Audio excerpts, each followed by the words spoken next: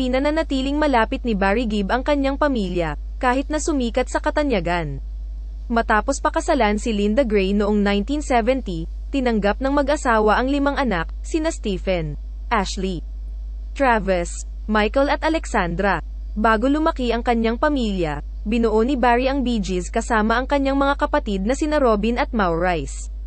Ang kanilang banda ay nagkaroon ng mga iconic hits tulad ng How Can You Mend a Broken Heart at You Should Be Dancing, bago sumikat nang gumawa sila ng soundtrack para sa Saturday Night Fever.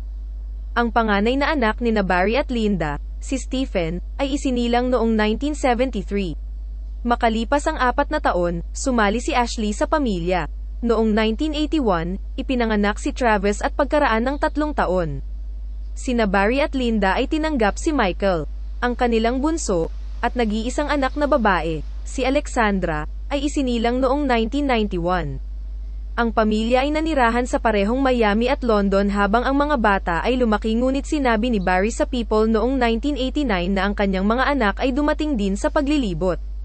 Hindi ko maisip kung ano ang pakiramdam ng isang matagumpay na pop star na walang pamilya na sumusuporta sa iyo, sabi niya.